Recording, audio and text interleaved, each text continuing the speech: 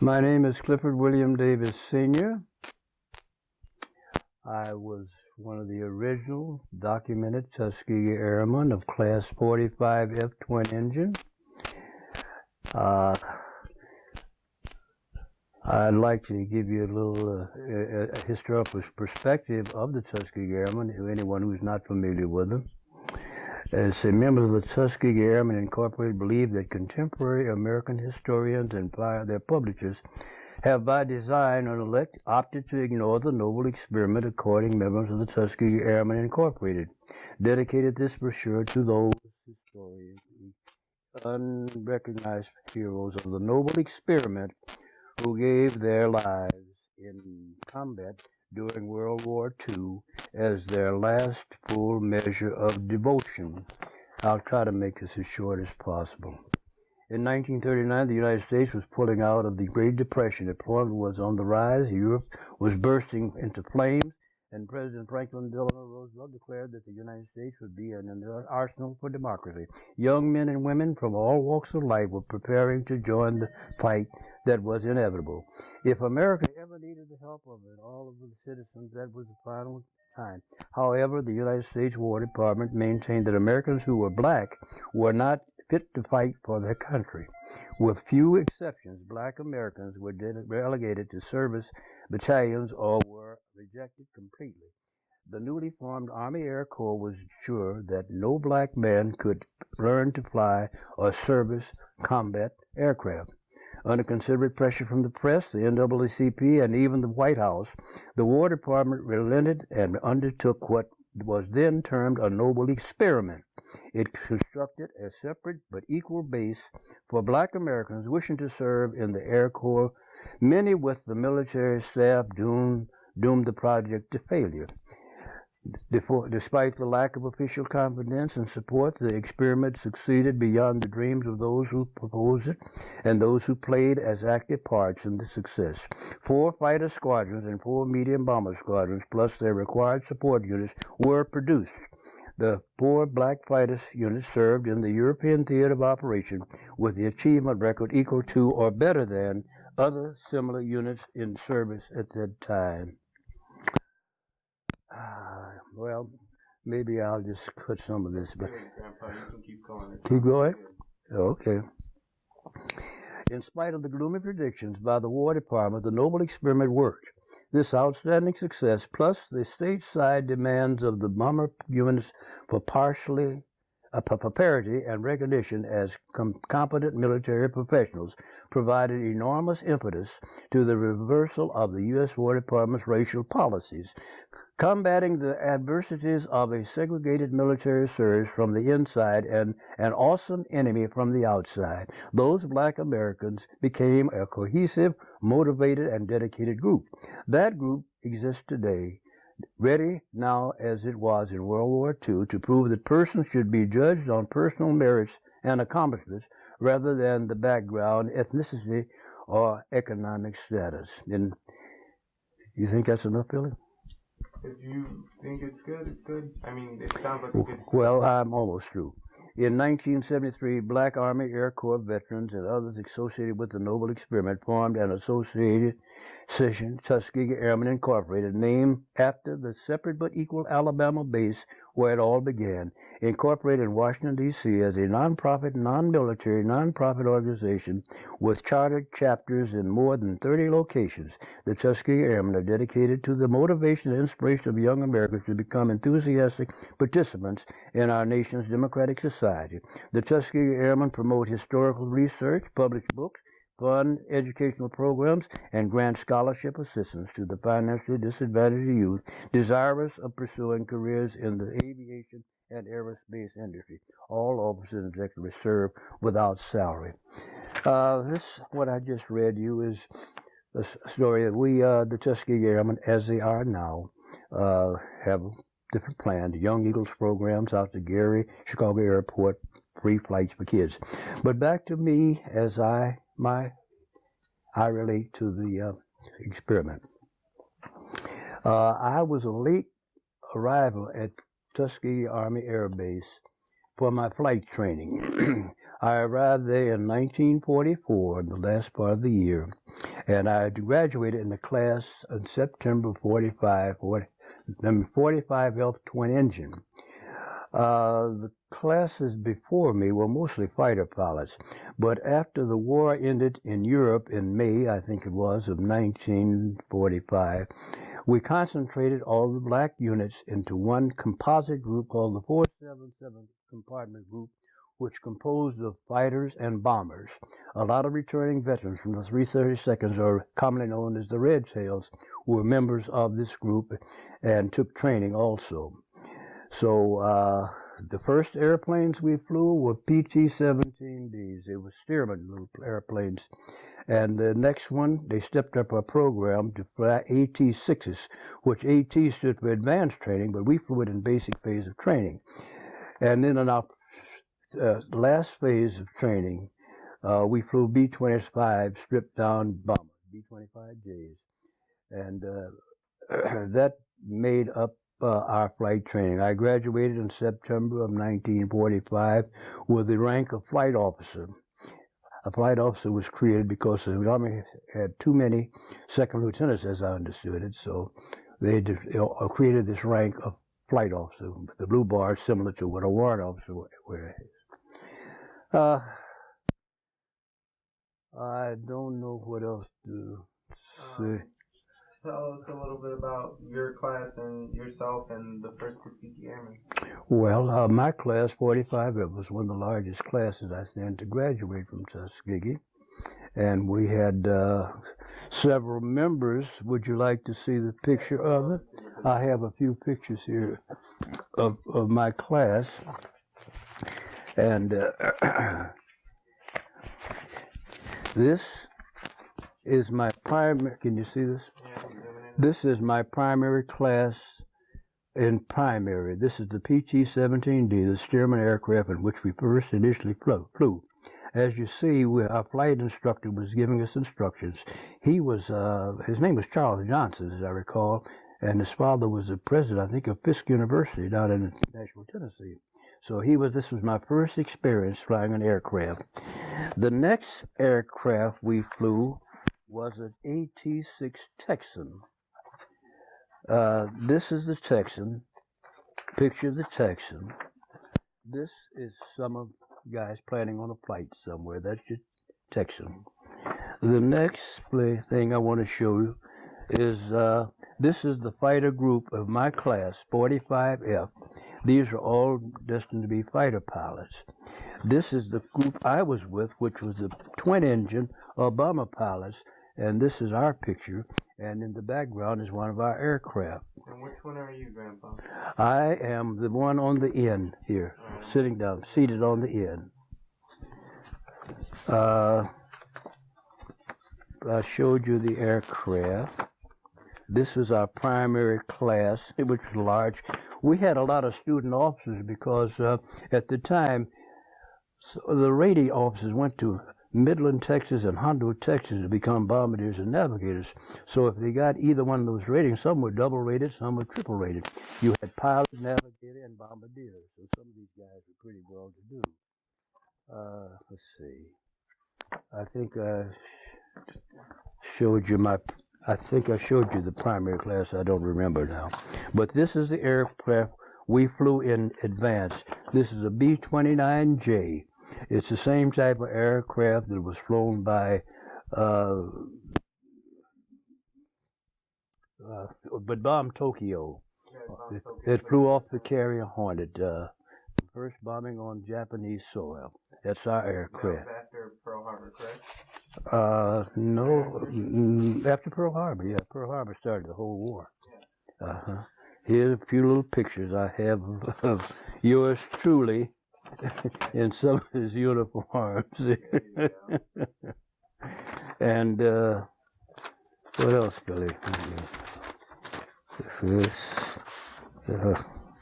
I guess that's about enough of this stuff here.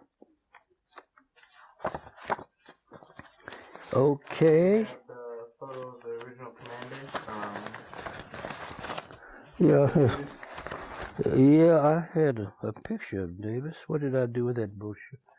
The thing I read from, that's the one here it is here. This is a picture of the first class of Tuskegee Airmen to graduate. As you see, there are 5 officers here, and they were in the center.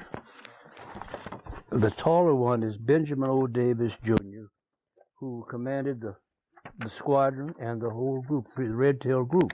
But the other 4 guys, the original pilots were, the first graduating class was Lemuel Curtis, Mac Ross, Benjamin O. Davis Jr., George Roberts, and Charles DeBow. And that was the first class. So after the 99th Fighter Squadron had gone to North Africa, and they went to Italy, to Ramatelli, and they flew bomber escort missions, as most people know, over Germany. And they had a nice record of a lot of kills and a lot of casualties, and good record.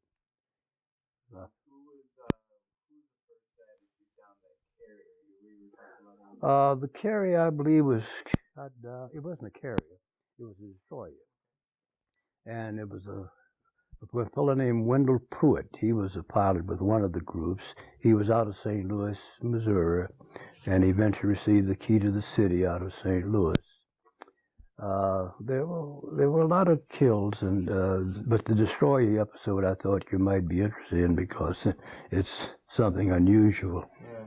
Now you ask me anything you want to know. I'm rambling now. Why did I go? Well, I was drafted, and when I was drafted, I was in the second draft of February 16, 1942. And at that time, they weren't taking married men. I had married my wife in 1941, May the 19th. And then later on, they were taking married men, but married men without children wouldn't have to go. So my daughter was born on January 1st, 1942. So I had no reason to go then. And then all men not in war work, they were taken. So I went to work at the defense plant, where the old Ford City shopping center is now. There used to be a bomber plant run by the Chrysler Corporation, the Chicago Dodge plant, where I worked as a machinist until they started taking everyone under 22. So I was 24 years old, and I couldn't figure out how to beat that one, so I went into service. And that's when I went to the first stop I made was at Chanute Field at Johnny Rantoul, Illinois, for orientation and psychological exams. And then the next thing I knew, I hadn't put in the Navy, but I had to go back to the draft board to change it from Navy to Army, so I'd be in the Army Air Corps. So my next stop was Keesler Field, Mississippi, in Biloxi, Mississippi, where I had my basic training. After basic training, I was sent to Tuskegee, Alabama, and there we waited until we got our flight training and our wings, and that was the story of my getting into flight training. Now, some details about the training process. How vigorous was it? Did you find it fairly easy, or the training? Yes. The training. Well, no. See, my generation, we loved making airplanes, wanting to fly, and it was just the end we had to want to fly.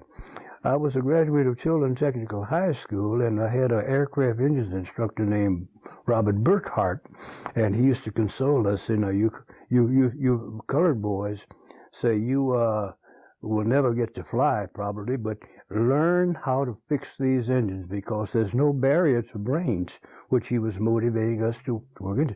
Well, that just shows how short-sighted people are, because in a few more years here I was at flight training down in Tuskegee. There you go, make him eat his words. Mm-hmm.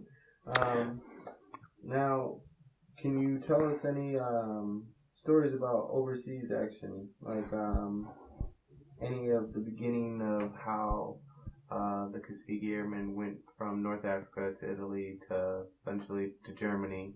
Were there any Tuskegee Airmen in Japan, or not at all?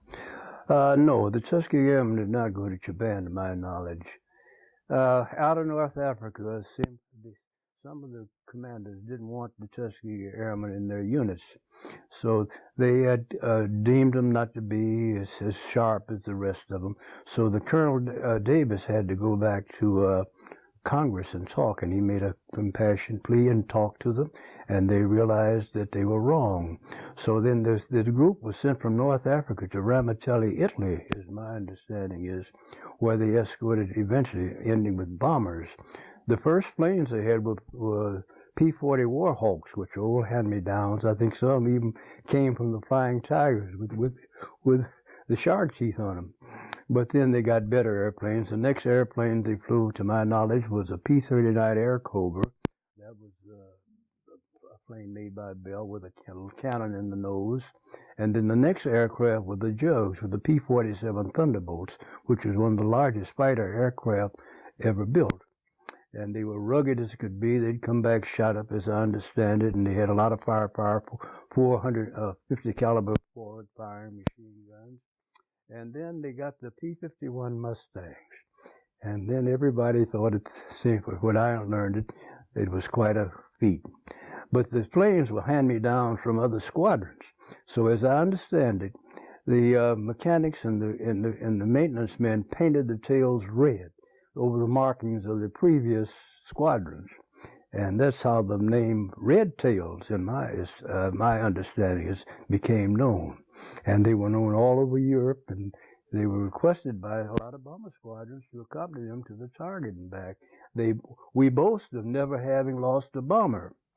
And as I told you about Wendell Pruitt from St. Louis about shooting, they sunk a destroyer. So they had a nice kill record over in Italy and Europe. Why were they so good? Well, they trained a long time. When no one wanted it, we just kept flying and training, and just got sharper with time. And I hate that I was not a part of that section, because I told you I entered late. So that's how I got in the bomber program. Now, so your first flight was in Tuskegee, correct? My first flight, yes. My first primary flight was in Tuskegee, Alabama, in a PT-17D, a two-twin biplane, have open cockpit. And I told you who my instructor was. It's Charles Johnson.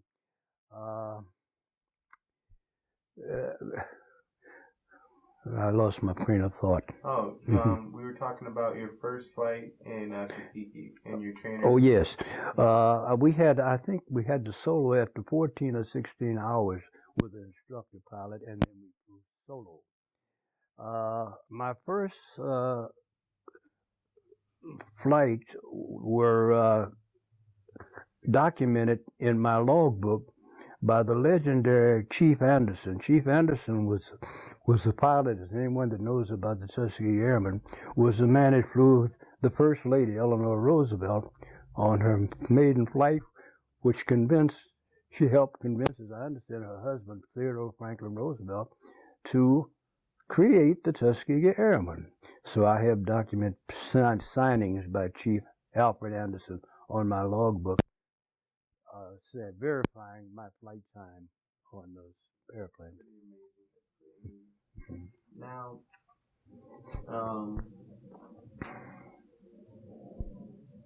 did you receive any accommodations? Medals and things like that. We all had some certain medals, standard medals. I was never in combat, so I never really had the chance to earn anything out of combat. But there were a lot of DFCs, Distinguished Flying Crosses, and Distinguished Service Medals and Air Medals and things awarded to the group. The number you'll have to look out. I'm not sure what they were, but they were well awarded. Was joining beneficial long term? Was joining the group beneficial long term, the Army Air Corps? Well, for me, yes, it was. Because when I came out, I joined the reserve, and this is nothing to do with the Tuskegee Airmen, but I was a member of the 477th Troop Carrier Wing out at O'Hare Field when it was called Orchard Place Airport before it was named O'Hare Field. And we flew